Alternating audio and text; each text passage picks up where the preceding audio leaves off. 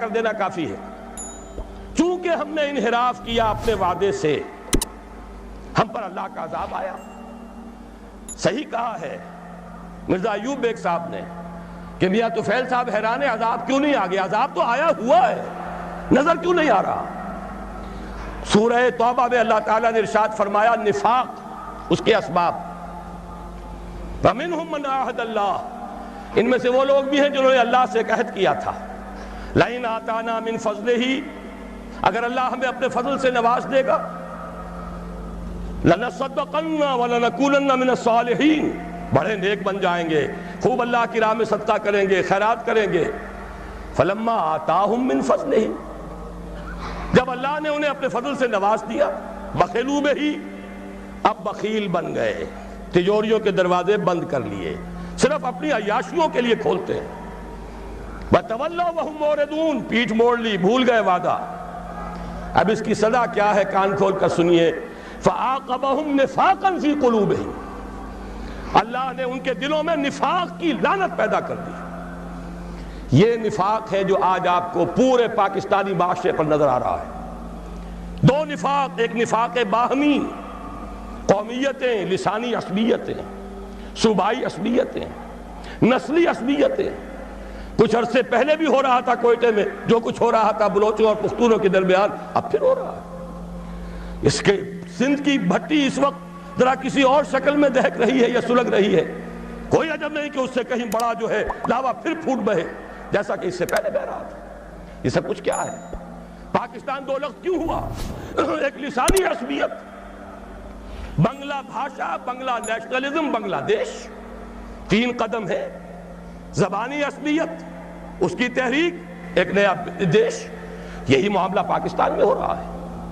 اس اعتبار سے واقعہ یہ ہے کہ یہ سزا ہے اللہ کی طرف سے، اور اخلاق کا جو دیوالہ نکلا ہے۔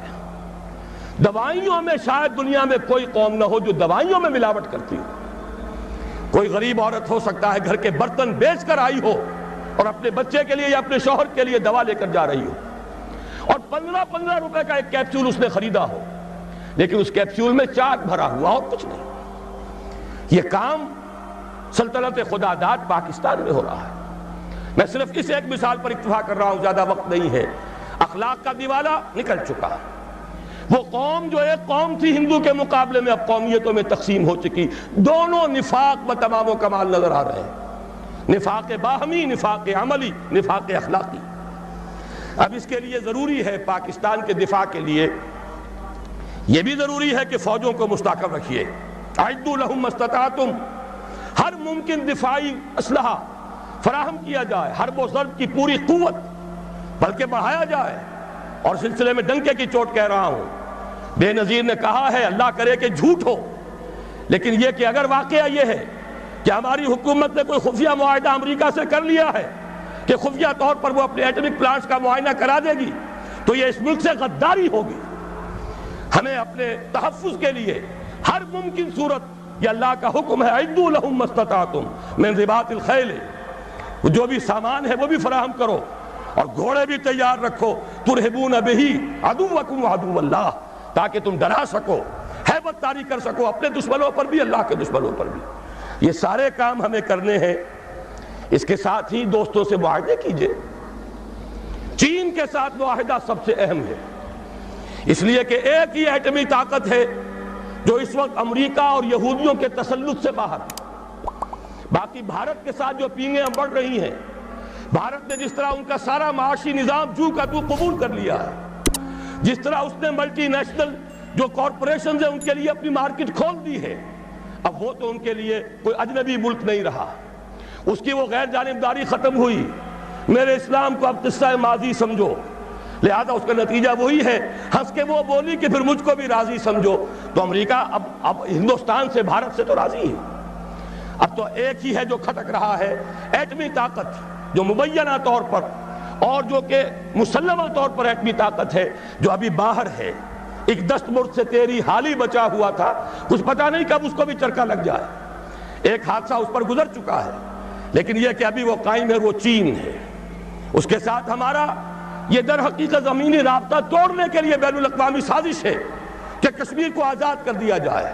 اور اس کے ساتھ شمالی علاقے بھی شامل کیے جائیں، گلگت بھی اور ہنزا بھی، تاکہ چین کے ساتھ پاکستان کا زمینی تعلق منقطع ہو جائے۔ یہ تیری بربادیوں کے مشورے ہیں آسمانوں میں، ہمیں ان چیزوں کا شعور چاہیے، اور اس کے لیے اپنے دوست اور بھارت کے ساتھ ہر ممکن کوشش مفاہمت کی، اور وہ اسی طرح ہوگی کہ انہیں سمجھایا جائے کہ دیکھو اپنے اصل دشمن کو پہچانو، جو ہمیں آزاد تو کر گیا تھا مجبوراً، لیکن کشمیر کی یہ ہڈی پھینک گیا تھا بیچ میں کہ یہ غرائیں اور لڑیں ایک دوسرے کے ساتھ، اور کبھی بھی آپس میں ان کے مابین امن نہ ہو۔ ان کی ساری دولت ہم کھینچ کر لے جائیں، روس لے جائے بھارت کی دولت اسلحہ کے عوض، امریکہ لے جائے پاکستان کی پوری دولت اسلحہ کے عوض، ہماری غریب لوگوں کی کمائی، اس کا سب سے بڑا لائنس شیئر ان سپر پاورز کے پاس جاتا رہا۔ ایک دوسرے کا خوف، ایک دوسرے سے خطرہ، لہذا وہ کبھی ایک صاحب نے کہا تھا، بات بڑی پتے کی ہے، ہمارا استحصال اور پوری تھرڈ ورلڈ کا جو استحصال اس وقت ہو رہا ہے، اس کا سب سے بڑی ذریعہ یہی ہے۔ امریکہ کی سب سے بڑی صنعت ہی صرف اسلحہ سازی کی صنعت ہے، اور ہو کیا رہا ہے؟